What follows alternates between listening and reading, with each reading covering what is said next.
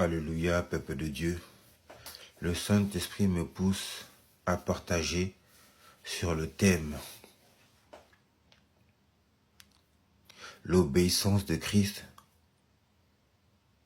ou plutôt l'obéissance à Christ, vaut plus que le sacrifice. L'obéissance à Christ, tel que la parole déclare, l'obéissance vaut plus que les sacrifices et l'observation des commandements plus que la graisse des béliers. Obéir, c'est se conformer. Obéir, c'est pratiquer ce que l'on entend de la parole de Dieu. Or Dieu, c'est la parole.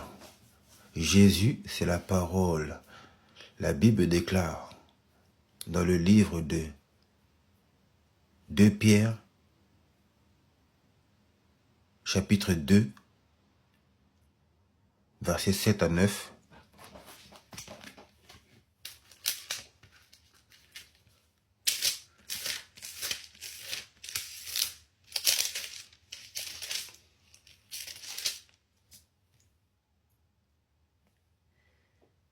Et s'il a délivré le juste Lot, profondément attristé de la conduite de ces hommes sans frein dans leur dissolution, car ce juste qui habitait au milieu d'eux tourmentait journellement son âme juste à cause de ce qu'il voyait et entendait de leurs œuvres criminelles. Verset 9. Le Seigneur s'est délivré de l'épreuve les hommes pieux et réservé les injustes pour être punis au jour du jugement.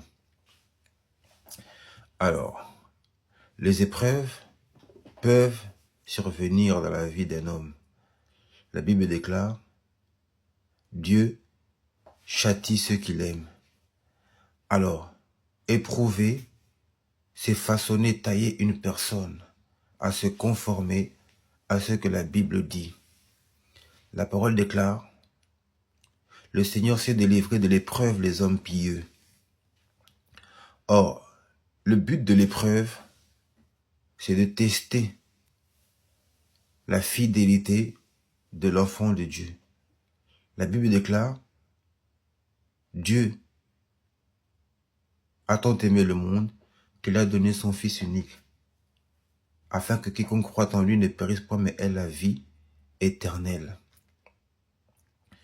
Lorsque Dieu voit que l'homme s'attache à ses commandements, c'est ainsi que cet homme peut obtenir la vie dans tous les domaines de sa vie, dans tous les domaines spirituels, professionnels, sentimentaux, physiques, tous les domaines qui contribuent à sa vie sur la terre. C'est ainsi que la parole déclare dans le livre de 2 Pierre, chapitre 2, verset 12.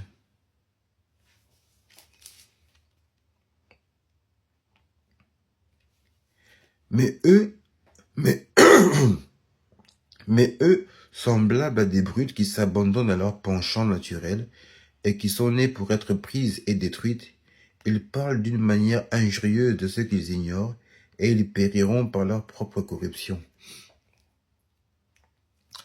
Alors quelqu'un qui marche selon ses désirs, selon sa volonté, selon sa chair, selon ses abominations, selon son orgueil, selon son péché, ne peut voir la main de Dieu, ne peut prospérer. Car la parole déclare, le Seigneur s'est délivré de l'épreuve les hommes pieux. Un homme pieux, c'est quelqu'un qui pratique la parole de Dieu. C'est quelqu'un qui marche avec la parole de Dieu. Or, la Bible déclare, dans le verset 12, « Mais eux semblables à des brutes qui s'abandonnent à leur penchant naturel et qui sont nés pour être prises et détruites, ils parlent d'une manière injurieuse de ce qu'ils ignorent et ils périront par leur propre corruption. » Être corrompu veut dire être conduit par le mensonge, être conduit par le péché. Et la parole déclare, le salaire du péché, c'est la mort. Mais le don gratuit de Dieu, c'est la vie éternelle. Un homme pieux, c'est un homme qui honore son Père. Il a dit, j'honore ceux qui m'honorent. Honorer Dieu veut dire honorer, l'honorer par sa conduite, par son comportement, par ses pensées, par sa vie. C'est ainsi que la parole déclare. Je vous exhorte, par les compassions de Dieu, à offrir vos corps comme un sacrifice vivant, saint et agréable à Dieu.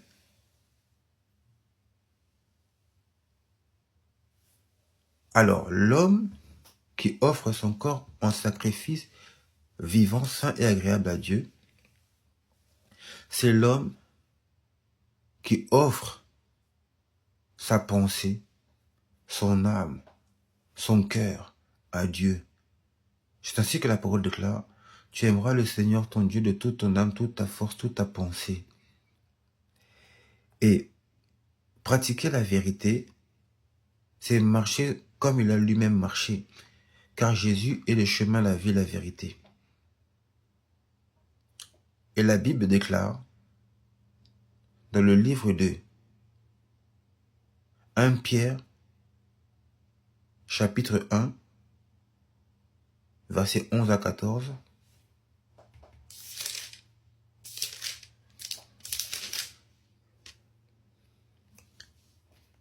voulant sonder l'époque et les circonstances marquées par l'Esprit de Christ qui était en eux, et qui attestaient d'avance les souffrances de Christ et la gloire dont elles étaient suivies.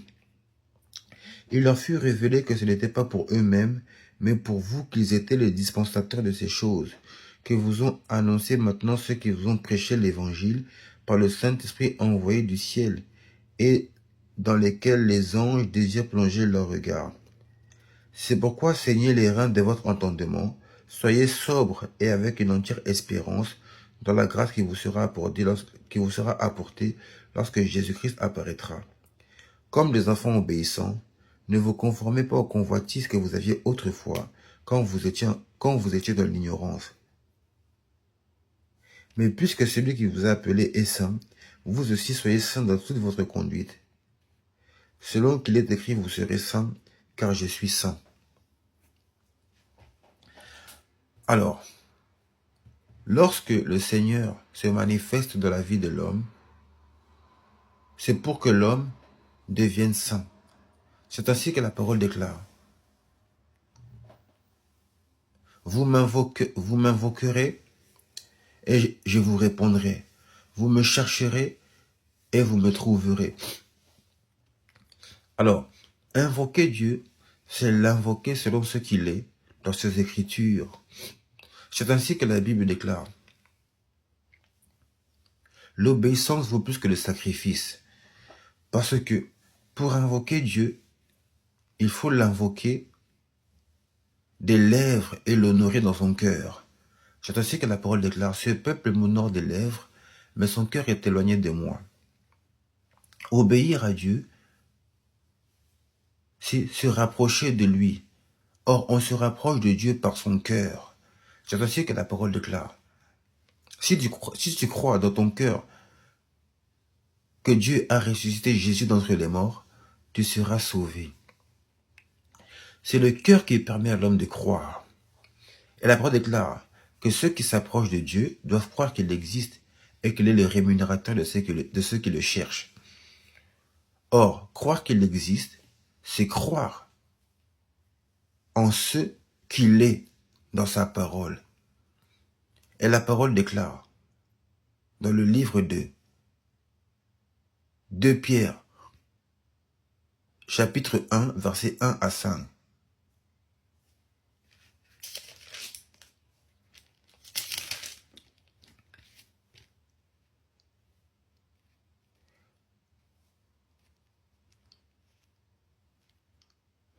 Simon, Pierre, serviteur et apôtre de Jésus-Christ, à ceux qui ont reçu en partage une foi du même prix que la nôtre, par la puissance de notre Dieu et du Sauveur Jésus-Christ. Verset 2. Que la grâce et la paix vous soient multipliées par la connaissance de Dieu et de Jésus notre Seigneur.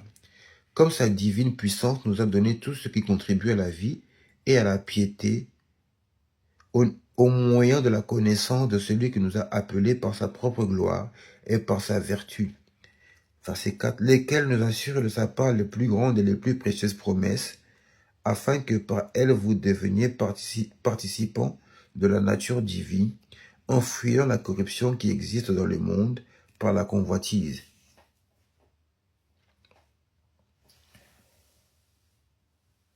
La divine puissance que le Seigneur nous a donnée, c'est l'évangile, c'est sa parole. C'est ainsi que la parole déclare. Vous connaîtrez la vérité et la vérité vous affranchira. Or, Christ, c'est la parole. C'est ainsi que la Bible déclare dans le verset 4 de 2 Pierre 1, lesquels nous assurent de sa part les plus grandes et les plus précieuses promesses, afin que par elles vous deveniez participants de la nature divine, en fuyant la corruption qui existe dans le monde par la convoitise. Alors, obéir à Dieu, c'est se soumettre à lui. L'obéissance vaut plus que le sacrifice. Or, la parole déclare, que servirait-il à un homme de gagner le monde s'il perdait son âme? Or, ce que Dieu privilégie en premier, c'est l'âme de l'homme. Ce que Dieu chérit, ce que Dieu aime, c'est l'esprit de l'homme. C'est ainsi que la parole déclare. Dieu chérit tant l'esprit qu'il a fait habiter en nous. Or, l'esprit, c'est le Saint-Esprit. Il a dit, marchez selon l'esprit et vous n'accomplirez pas les désirs de la chair. Or, marcher selon l'esprit, c'est être conduit par le Saint-Esprit. C'est ainsi que la parole déclare. Ceux qui sont fils de Dieu sont conduits par l'Esprit de Dieu. Ceux qui sont conduits par l'Esprit de Dieu sont fils de Dieu. Celui qui est conduit par l'Esprit de Dieu est fils de Dieu. Alors, être conduit veut dire être dirigé, être amené d'un point à un autre. Et la parole déclare, autrefois, nous marchions selon notre propre convoitise. La parole déclare, autrefois, vous n'étiez pas un peuple, mais maintenant vous êtes le peuple de Dieu. Vous n'aviez pas obtenu miséricorde, mais maintenant vous avez obtenu miséricorde. Or, la miséricorde, c'est la grâce que Dieu accorde à son peuple. C'est ainsi que la parole déclare. Dans le verset 4 de 2 Pierre 1. Lesquels nous assurent de sa part les plus grandes et les plus précieuses promesses, afin que par elles vous deveniez participants de la nature divine, en fuyant la corruption qui existe dans le monde par la convoitise. Autrefois, nous étions dans le monde, et nous vivions dans le monde par la convoitise. Mais la parole déclare, dans le verset 4, lesquels nous assurent de sa part les plus grandes et les plus précieuses promesses, afin que par elles vous deveniez participants de la nature divine. Et aujourd'hui, le Seigneur veut nous faire devenir participants de sa nature. Or, pour participer à sa nature, l'homme doit nourrir sa foi par la connaissance. Car la parole déclare, la foi vient de ce qu'on entend, et ce qu'on entend vient de la parole de Christ. La parole de Christ est plus efficace qu'une épée à double tranchant, et pénétrante jusqu'à séparer l'âme de l'esprit, la jointure de la moelle. Alors lorsque l'homme se met à écouter la parole, se met à lire la parole, cette arme qui est la parole sépare son âme des esprits méchants, des esprits impurs. Car la parole déclare, crois au Seigneur Jésus et tu seras sauvé, toi et toute ta famille. Or, le Seigneur Jésus, c'est sa parole. Lorsque l'homme lit la parole et croit en la parole et prie en rapport avec cette parole, c'est ainsi que cette parole le délivre de toutes les condamnations qui les maintenaient liés au péché, au démon, au diable, à Satan. Car la Bible dit, c'est en croyant du cœur que l'on prévient la justice et c'est en confessant de la bouche que l'on prévient au salut. Il y a deux éléments pour être libre, pour être sauvé. Premièrement, croire du cœur. Et c'est en croyant du cœur que l'on devient juste. Car la foi fait de ce qu'on entend, et ce qu'on entend fait de la parole de Christ. Et la parole déclare, médite ce livre de la loi jour et nuit, afin d'agir fidèlement selon tout ce qui est écrit, et d'avoir et c'est alors que tu auras le succès dans ton entreprise, et c'est alors que tu réussiras. Lorsque je médite, et que j'agis fidèlement selon tout ce qui est écrit de la parole de Dieu, c'est alors que je crois dans mon cœur. Et c'est ainsi que je préviens la justice. À force de croire à la parole, je deviens juste. Car la parole est une semence qui, lorsqu'elle tombe sur une terre fertile, produit du fruit. Or, la terre fertile, c'est la foi de l'homme. C'est le cœur de l'homme. Lorsque l'homme reçoit la parole avec joie dans son cœur, elle commence à porter du fruit. Car la terre dont il est question, c'est le cœur. Et la parole est une semence. C'est ainsi que la parole déclare dans le livre de 2 Pierre, chapitre 2, versets 2 à 5.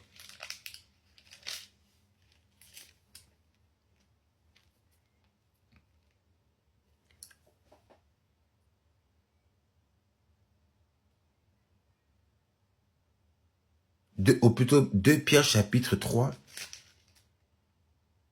versets 2 à 5.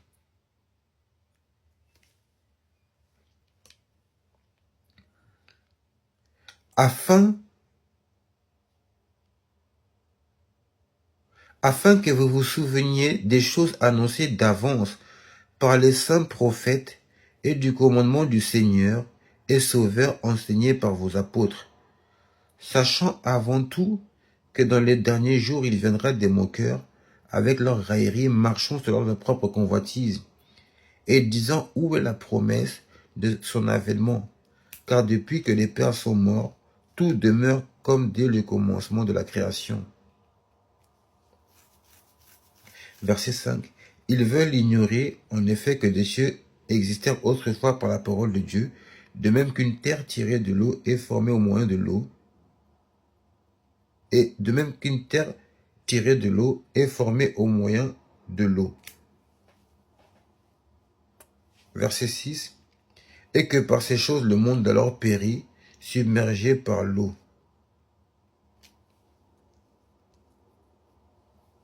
Verset 7. Tandis que par la même parole, les cieux et la terre d'à présent sont gardés et réservés pour le feu, pour le jour du jugement et de la ruine des hommes impies.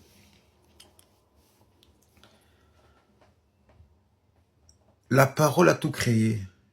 Tout existe par la parole. La parole était au commencement et la parole sera à la fin. C'est ainsi que la parole déclare. L'homme ne vivra pas de pain et d'eau seulement, mais de toute parole qui sort de la bouche de Dieu. Or, la parole, c'est une semence. C'est ça qui fait vivre. Et c'est elle qui détruit. Car la parole déclare, par tes paroles tu seras justifié et par tes paroles tu seras condamné. La parole de Dieu est une semence qui, lorsqu'elle tombe sur une terre fertile, produit des fruits. Mais la parole est une épée à double tranchant. Elle peut façonner tout comme elle peut briser, détruire, condamner. C'est ainsi que la parole déclare dans le livre de 2 Pierre 3, Verset 4. Et disant, où est la promesse de son avènement? Car depuis que les pères sont morts, tout demeure comme dès le commencement de la création. Verset 5. Ils veulent ignorer en effet que les cieux existèrent autrefois par la parole de Dieu, de même qu'une terre tirée de l'eau est formée au moyen de l'eau, et que par ces choses le monde alors périt submergé par l'eau. Verset 7. Tandis que par la même parole, les cieux et la terre d'à présent sont gardés et réservés pour le feu, pour le jour du jugement et de la ruine des hommes impies. Alors, la parole a créé et la parole réserve aussi les hommes pour être gardés pour le feu, pour le jour du jugement. Or, la parole, c'est Dieu, c'est Jésus. Et la Bible déclare, vous connaîtrez la vérité et la vérité vous affranchira. Or, connaître la vérité veut dire ne plus marcher dans les ténèbres, mais marcher dans la lumière, tel que Christ est la lumière. Et la Bible dit, marchez selon l'esprit et vous n'accomplirez pas les désirs de la chair. Or, marcher selon l'esprit veut dire marcher selon la volonté de Dieu. Et la volonté de Dieu, c'est que l'homme ne puisse pas mourir. La volonté de Dieu est que les méchants ne puissent pas mourir, mais qu'ils puissent se détourner de ces mauvaises voies. Or, le méchant, c'est la personne qui ne pratique pas la justice de Dieu. C'est ainsi que la Bible dit.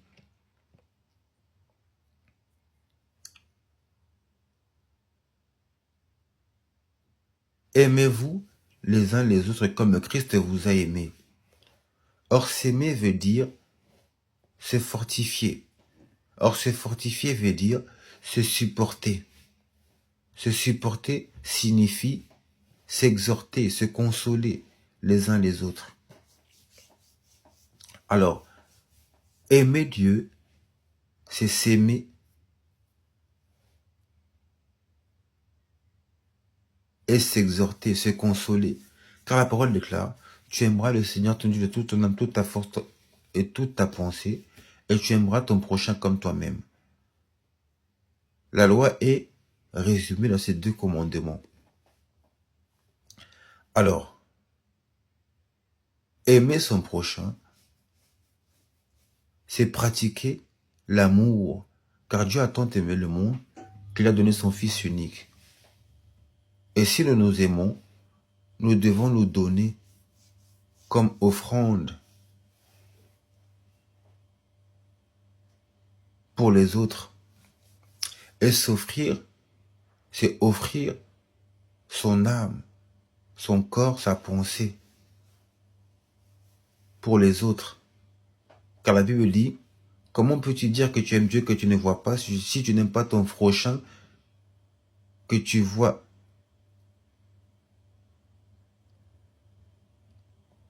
Or, aimer son prochain, c'est pratiquer la parole. Car il est dit, celui qui aime a connu Dieu. Celui qui n'aime pas n'a pas connu Dieu. Aimer, c'est la base de la foi. Il a dit, d'une même source ne peut sortir l'eau douce et l'eau amère. Or, l'eau douce, c'est l'amour de Dieu. L'eau amère, c'est la haine du diable. La parole déclare, celui qui aime, l'amour du Père demeure en lui. Celui qui aime est parfait dans l'amour. Celui qui haït est encore dans les ténèbres, parce que les ténèbres ont aveuglé ses yeux. Or, haïr, c'est haïr le Seigneur. Si j'haïs mon frère, j'ai renié la foi. Mais si j'aime mon frère, je pratique la foi. Or, aimer, c'est s'offrir, tel que Christ s'est offert pour l'Église.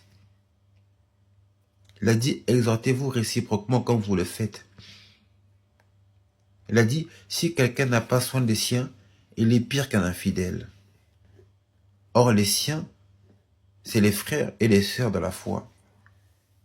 Il a dit, je vous ai laissé un exemple de vous aimer les uns les autres, comme moi je vous ai aimé. Or, s'aimer, c'est pratiquer l'amour. Car celui qui n'a pas l'amour n'a pas connu Dieu. Aimer son prochain, c'est se donner, tel que la Bible déclare. Je vous exhorte, par la compassion de Dieu, à offrir vos corps comme un sacrifice vivant, saint et agréable à Dieu. Or, quelqu'un qui aime est rempli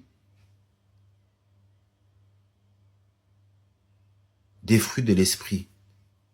Car l'amour bannit la crainte. Or, la crainte suppose un châtiment. Aimer,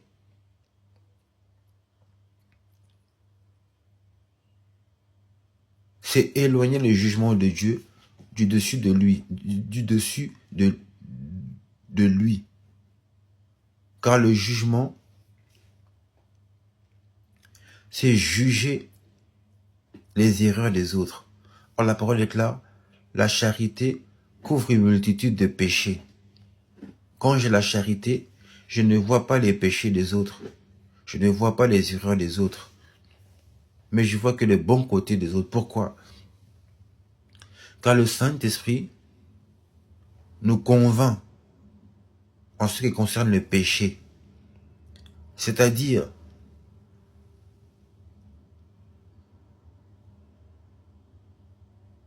celui qui pêche n'a pas connu Dieu. Or, le péché, c'est la désobéissance à la parole de Dieu. Mais la parole déclare à tous ceux qui ont cru en son nom, à tous ceux qui l'ont reçu, à ceux qui croient en son nom, elle leur a donné le pouvoir de devenir enfants de Dieu. Or, à chaque péché, il y a une parole qui y est attachée. La Bible déclare, si tu crois dans ton cœur que Dieu a ressuscité Jésus d'entre les morts, tu seras sauvé. Or, croire au nom du Fils unique de Dieu. Et la parole déclare, Dieu a tant aimé le monde qu'il a donné son Fils unique, afin que quiconque croit en lui ne périsse pas, mais ait la vie éternelle. Or, la solution pour vaincre le péché, c'est de s'offrir aux autres. Car lorsque je m'offre aux autres, le Saint-Esprit peut m'utiliser pour apporter la solution au péché des autres. Car la Bible déclare, le consolateur convaincra le monde en ce qui concerne la justice, le jugement et le péché. Or, le consolateur, c'est l'esprit qui vit dans l'homme. Il a dit, ne savez-vous pas que votre corps est le temple de Dieu et que le Saint-Esprit habite en vous et que vous avez été racheté à un grand prix, que vous ne vous appartenez pas à vous-même. Alors, quelqu'un qui ne s'appartient pas à lui-même n'accomplit pas sa volonté, mais accomplit la volonté de celui qui vit en lui. Or, notre corps est le temple de Dieu. Et le temple de Dieu est saint, et c'est ce que vous êtes. Si quelqu'un détruit ce temple, Dieu le détruira. Alors, détruire ce temple veut dire marcher dans ce corps avec les œuvres du diable, les commérages, la haine, les divisions, les sectes, les querelles, les animosités, la colère, les injures, les moqueries, les critiques, tout ce qui apporte la destruction dans le cœur de l'homme. Car la parole déclare, c'est de l'abondance du cœur que la bouche parle. Or, si ces œuvres sont dans le cœur de l'homme, l'homme dira toujours du mal de son prochain et détruira la vie de son prochain. Car la parole déclare que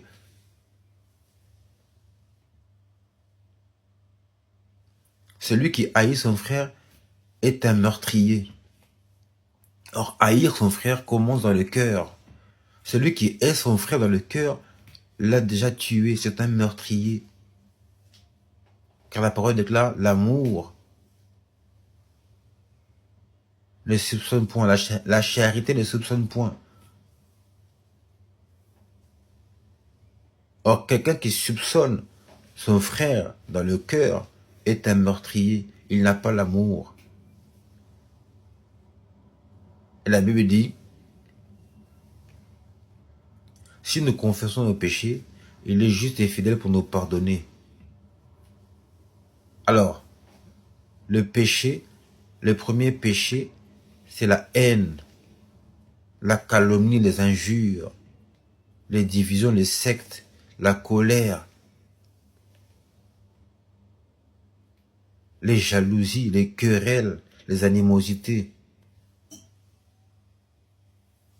C'est les premiers péchés. Parce que ce sont des péchés qui amènent les divisions, la haine. Or, Dieu est amour. Il a tant aimé le monde qu'il a donné son Fils unique. Et la parole déclare, tu aimeras le Seigneur ton Dieu de toute ton âme, toute ta force, toute ta pensée. Et tu aimeras ton prochain comme toi-même. Or, aimer son prochain, c'est de ne pas le soupçonner dans son cœur. C'est de ne pas le haïr, dire toutes sortes de mauvaises paroles sur lui, toutes sortes de mensonges, de faussetés à son égard. Mais c'est d'être bienveillant. Dès que la parole déclare la charité est bienveillante, elle ne soupçonne point le mal.